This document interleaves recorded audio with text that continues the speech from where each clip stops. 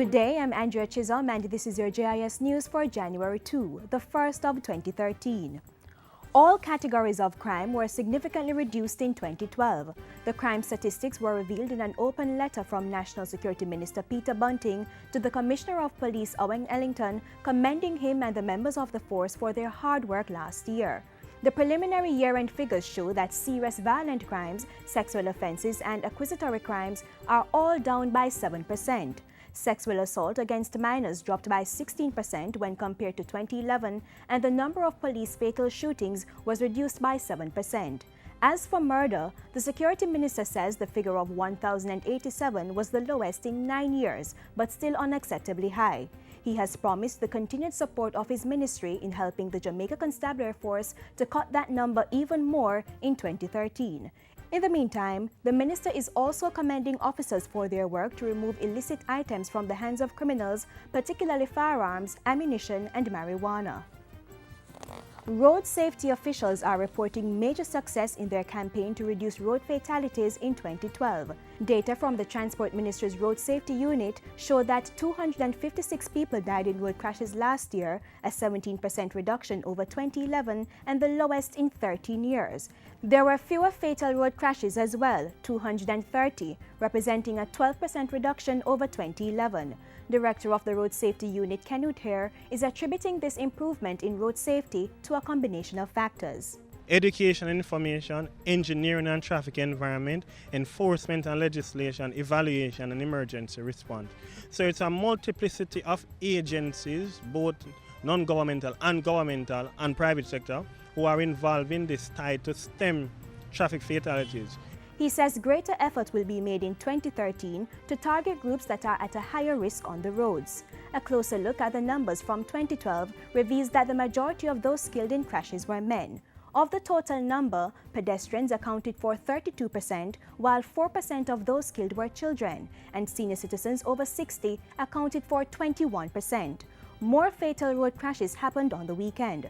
Mr. Hare says road safety officials will continue to encourage safe driving practices while they work with the police to better manage the traffic environment.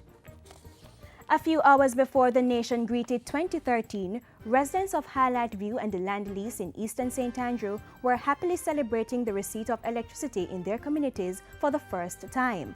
Prime Minister Portia Simpson Miller turned on the light in Highlight View, providing a commodity that is a necessity for development in a modern world. Children will be able to